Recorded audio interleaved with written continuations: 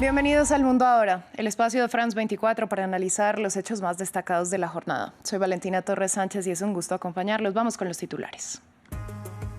Al menos 23 palestinos han sido asesinados por ataques israelíes en las últimas horas en la Franja de Gaza. Esto luego de que el ejército llamara a evacuar zonas del norte del enclave.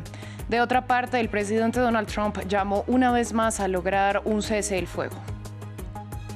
El director del Organismo Internacional de Energía Atómica, Rafael Grossi, dijo que Irán podría comenzar a producir uranio enriquecido en cuestión de meses. A su vez, las autoridades iraníes revelaron que más de 70 presos murieron en el bombardeo israelí en los alrededores de la prisión de Evin. Tenemos reporte desde Teherán. Rusia lanzó alrededor de 500 drones contra varias regiones del territorio ucraniano entre la noche del sábado y la madrugada del domingo. Al menos 6 personas, incluido un niño, resultaron heridas en la ciudad de Smila, en Cherkasy. Esto mientras que en Lugansk, bajo control de Moscú, una persona murió por un ataque ucraniano. Ampliamos desde Kiev.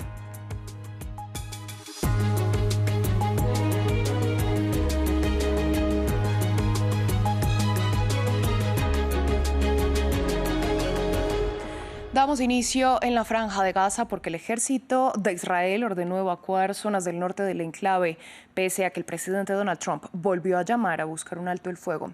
Al menos 23 gazatíes han sido asesinados en las últimas horas, mientras que el primer ministro Benjamin Netanyahu tiene una reunión con funcionarios de seguridad para discutir sobre los avances de sus operaciones y el riesgo de prolongar los combates para la vida de los rehenes israelíes restantes. Ampliamos los detalles en el informe. El ejército israelí parece estar dispuesto a expandirse aún más en Gaza. Una nueva orden de evacuación pidió a los residentes del norte de la franja dirigirse hacia el sur, a Al-Mawasi. Sin embargo, este domingo hubo ataques en esa zona, designada por Israel como humanitaria.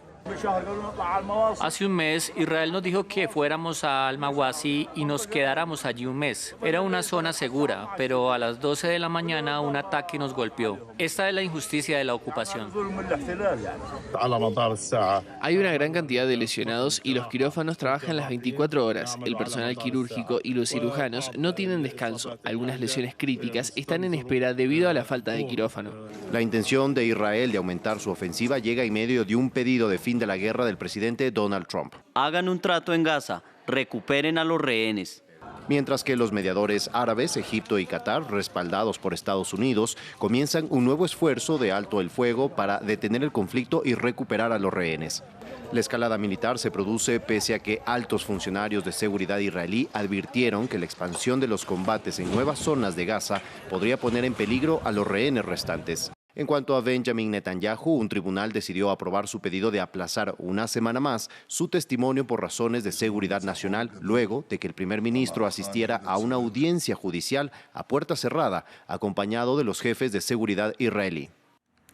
Cambiamos de tema, hablamos de Irán porque las autoridades de la República Islámica informaron que el bombardeo israelí del pasado lunes, que tuvo como objetivo la prisión de Evin en Teherán, dejó 71 personas muertas. Entre los fallecidos se encontraría personal administrativo, jóvenes que hacían servicio militar, detenidos, familiares de detenidos que los visitaban e incluso vecinos que vivían en las inmediaciones de la prisión. La información se conoce en el 6º día de tregua y cuando el Organismo Internacional de Energía Atómica dijo que es posible que Irán empiece a enriquecer uranio en cuestión de meses. Conectamos en Teherán con Catalina Gómez Ángel, corresponsal de France 24. Catalina, buenas tardes para usted. Cuéntenos precisamente sobre esas revelaciones sobre los 71 muertos en el bombardeo israelí en los alrededores de la prisión de Evin. Bueno, Valentina, ya se sabía que este ataque había tenido una consecuencia muchísimo mayor de la que trató de decir el Estado iraní el primer día de ese ataque, que dijo que un solo muerto. Sin embargo, testigos que habían estado en la zona primero decían la destrucción es mucho mayor de la que nos están contando, y segundo, cuando pasábamos por ahí veíamos sacar cadáveres y puestos en ambulancias, o sea, lo que indicaba que realmente la cifra iba creciendo. Lo que pasa es que la cifra alcanza 71, lo que es una barbaridad, porque a estas alturas nadie se explica cuáles eran las razones exactas de Israel de atacar una cárcel donde están prisioneros normales, pero también por razones económicas, porque también los prisioneros políticos, tanto hombres y mujeres, y sobre todo también porque el lunes es el día de visita de esos prisioneros, lo que ya indicaba que iban a tener muchos civiles esperando a visitar a estos prisioneros a pesar de que estábamos en guerra. Así que realmente ha sido una circunstancia muy dolorosa y con un gran lamento en Irán, porque todavía, por ejemplo, no se conoce qué pasó con muchos de esos prisioneros. Hay algunos que sabemos que fueron movilizados de urgencia y en unas condiciones muy difíciles a diferentes cárceles de la región. Los prisioneros políticos y sus familias han pedido que los dejen en libertad bajo fianza durante la guerra, y en estos momentos tan duros el Estado iraní no ha hecho caso de estos reclamos, y hay muchos que están desaparecidos, lo que ha llevado a organizaciones de derechos humanos a prender la alerta sobre el destino de estas personas que pueden estar siendo torturadas o desaparecidas, acusadas de haber sido colaboradores durante esta guerra. Muchos de ellos, especialmente activistas políticos, especialmente en las regiones, en esas minorías como las kurdas, como los baluchis, han sido acusados de ser colaboradores. Entonces se pueden estar cometiendo arbitrariedades, lo que ha llevado a estas organizaciones de derechos humanos a llamar la atención, y obviamente hay una gran preocupación porque de todas maneras vamos sabiendo a cuentagota lo que pasó en esta prisión, que es realmente la prisión más importante, porque, como repetía anteriormente, es allí donde están todos esos prisioneros políticos, o por donde han pasado decenas digamos centenas de activistas y de opositores del sistema durante estos años. Catalina, por otra parte, hubo declaraciones de Rafael Grossi. Básicamente lo que él está diciendo pues contradice lo que decía Donald Trump cuando afirmaba que los bombardeos hicieron que el programa nuclear iraní se retrasara décadas.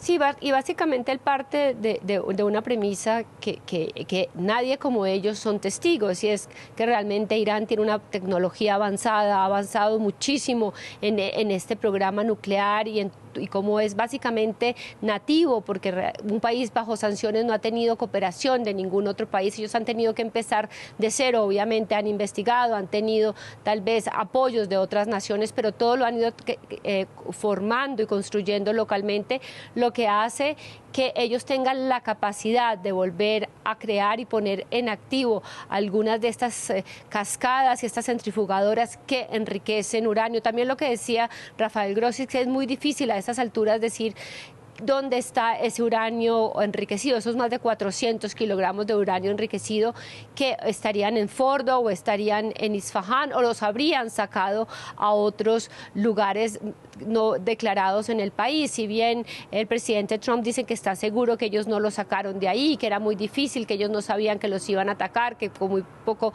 tiempo de antelación, hay versiones que dicen que ellos alcanzaron a movilizar algo de este uranio o todo el uranio. Realmente sigue siendo una gran incógnita, y esto va a ser más difícil de descubrir con esta nueva ley aprobada por el Parlamento para cambiar su manera de relacionarse con la Organización Internacional de Energía Atómica.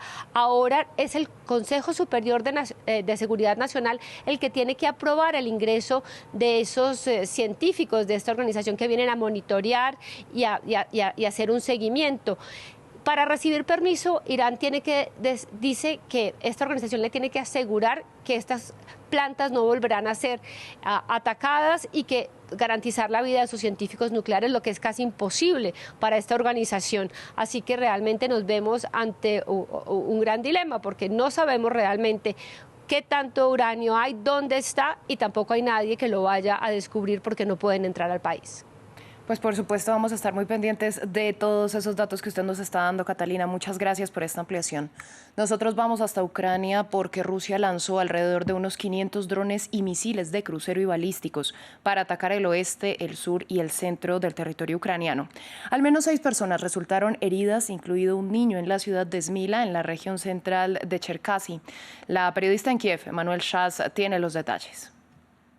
Una vez más, millones de ucranianos pasaron la noche bajo las bombas rusas durante un ataque combinado de más de 60 misiles y más de 470 drones, según la defensa ucraniana. Durante varias horas de angustia para la población, las explosiones se multiplicaron en todo el país, en el sur, en Zaporizhia y Mykolaiv, en la región central de Cherkasy, donde 6 personas, entre ellas un niño, resultaron heridas, y varios edificios residenciales, así como una universidad agrícola, resultaron dañados. En Poltava, la estación central fue atacada y varias regiones del oeste del país también sufrieron bombardeos. Esa noche también Ucrania perdió a un piloto renombrado, el teniente coronel Maxim Ustimenko, de 32 años. Murió tras haber derribado 7 misiles y drones sobre Ucrania, pero no tuvo tiempo de eyectarse cuando su propio avión fue alcanzado. El presidente ucraniano Volodymyr Zelensky anunció la apertura de una investigación sobre esa muerte y recordó que Kiev está dispuesto a adquirir los sistemas de defensa antiaérea estadounidenses Patriot para proteger el cielo ucraniano, y también condenó estos nuevos ataques rusos que, según él, demuestran que Moscú no tiene ninguna intención de buscar la paz, y pidió más presión sobre Rusia y más protección para Ucrania. En otras noticias, revisamos la ola de calor que golpea el hemisferio norte. Vamos a Europa, porque en algunos lugares de Alemania, como la ciudad de Bonn, las temperaturas ya alcanzan los 30 grados. Si bien muchos se refrescan en calma cerca de las fuentes de agua, se espera que el termómetro llegue a los 38 grados Celsius la próxima semana.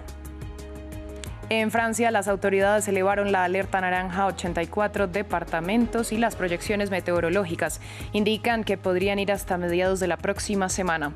Las temperaturas llegan hasta los 38 grados Celsius en el sur del país, con picos de 40 grados en la región mediterránea. En Londres, tanto residentes como turistas aprovecharon las temperaturas de alrededor de 30 grados Celsius para tomar el sol cerca del Palacio de Buckingham y cerca del famoso puente de la Torre. Según las proyecciones, el calor aumentará en los próximos días. Cerramos en Estados Unidos porque datos de la Universidad de California, difundidos por el New York Times, muestran el alcance de la política migratoria del presidente Donald Trump. Desde junio, el ICE alcanzó cifras récord de una media de más de 1.100 detenciones al día. Escenas como esta se han vuelto cada vez más cotidianas en Estados Unidos. Agentes del Servicio de Control de Inmigración y Aduanas, conocido como ICE en inglés, llevan a cabo redadas como esta en una granja de Oxnard, California. Buscan inmigrantes indocumentados que aquí trabajan como agricultores. Incluso rompen las puertas de los autos en donde se esconden. Desde que Donald Trump volvió a la presidencia el 20 de enero con su promesa de efectuar la mayor deportación de inmigrantes irregulares en la historia de Estados Unidos, todos los estados del país han aumentado sus cifras de arrestos de población indocumentada comparados con los números de 2024. Texas es, por mucha diferencia, el estado de la Unión Americana con más inmigrantes detenidos, al menos 20.150. Le siguen Florida con 9.080 inmigrantes arrestados, California con 5.860 y Georgia con 3.280. Las operaciones del ICE se han centrado en comunidades hispanas en ciudades consideradas santuario por sus políticas locales más favorables hacia los inmigrantes, especialmente en situación migratoria irregular. Es el caso de Nueva York, Los Ángeles y Chicago, donde estallaron fuertes manifestaciones en junio contra las redadas del ICE. Disturbios controlados con el histórico despliegue de la Guardia Nacional y de los Marines en Los Ángeles, ordenado por Trump. Pero según los datos recopilados por la Universidad de California en Berkeley y difundidos por el New York Times, muestran que los estados con mayor aumento de arrestos de inmigrantes tienen dos características. Por un lado, estados fuera del territorio nacional continental y que tenían poca tradición de redadas como Hawái y Alaska, que triplicaron sus datos de detenciones.